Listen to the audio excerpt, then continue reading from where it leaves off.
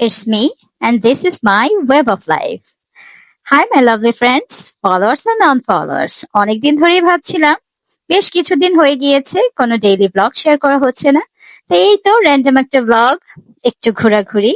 বরাবরই আমার পছন্দ পরিবারের সঙ্গে এভাবে সময় কাটানো। সুযোগ পেলেই আমি এই জিনিসটা মিস করতে চাই না।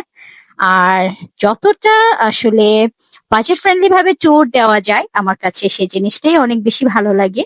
নিজের যা যা রিকোয়ারমেন্ট মানে যা যা লাগবে সেটুকু ফুলফিল হলেই আলহামদুলিল্লাহ। খুব বেশি খরচা করে আসলে ট্রাভেল করাটা আমার পছন্দ না। তো এই তো ছোটখাটো একটা ব্লগ শেয়ার করলাম আপনাদের সবার সঙ্গে। চলে গিয়েছিলাম পরিবারের সবাইকে নিয়ে একটু কক্সবাজার। সেখানে বাচ্চাদের সঙ্গে অনেক মজা হলো। দেখা যায় ব্যস্ততার জন্য কিন্তু বাবারা অনেক বেশি কাজে ব্যস্ত থাকে, বাচ্চাদেরকে খুব একটা সময় দিতে পারে না। বাচ্চারা ওরা ওদের মতন করে নিজেদের পড়ালেখা বলুন, নিজেদের লাইফ নিয়ে বিজি থাকে। আর আমরা মায়েরা তো দেখা যায় সবকিছু ব্যালেন্স করতে করতে সময় কোন দিক দিয়ে চলে যায়।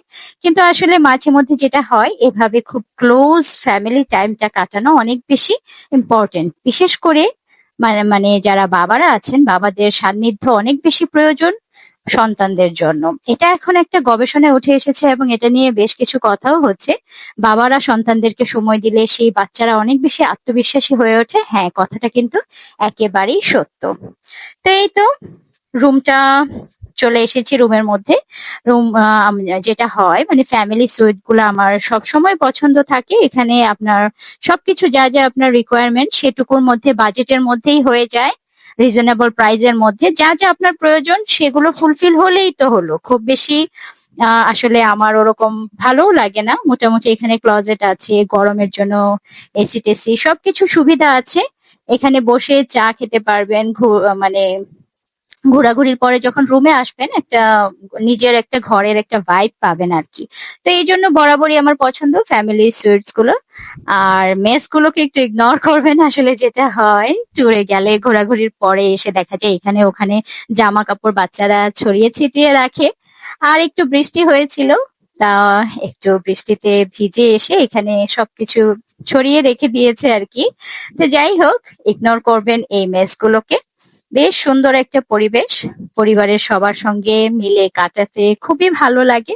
তো এই তো ঘুরে ফিরে এসে দেখছি দারুণ একটা বৃষ্টি হচ্ছিল। তো সবাই মিলে এখানে আবার একটু বৃষ্টিতে ভিজলো সবাই।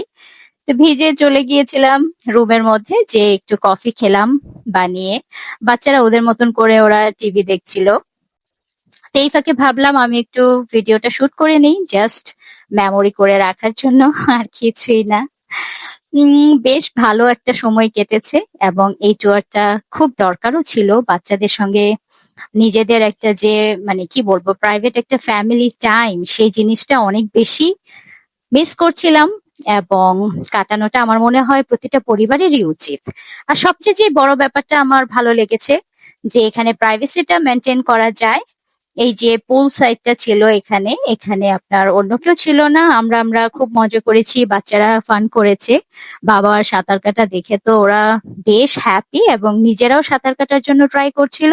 তো এই যে একটা ব্যাপার, এই যে একটা বন্ডিং, আমার ছেলের কত কোয়েরি, কত কি কোয়েশ্চেন বাবাকে জিজ্ঞেস করছিল। মানে দেখা যায় ব্যস্ততার সময় কিন্তু ব্যাপারগুলো অন্যরকম কাটে, আর যখন ফ্রি টাইমে অবসরে এভাবে কোথাও ঘুরতে যাওয়া হয় তখনের গল্পগুলা কিন্তু অন্যরকম হয়। তো এই তো পুলের মধ্যে প্রাইভেসি মেনটেন করে একটু নামা গিয়েছে, কারণ অন্যান্য মানুষজন থাকলে সেটা তো হয়ে উঠতো না। তো এই ছিল র্যান্ডম একটি ছোট্ট ব্লগ। আশা করবো আপনাদের সবার ভালো লেগেছে। আরো যেটুকু সুন্দর মোমেন্ট গুলো আছে সেটা পরবর্তী ব্লগে শেয়ার করব। আজকের মতো এখানেই বিদায় নিচ্ছি।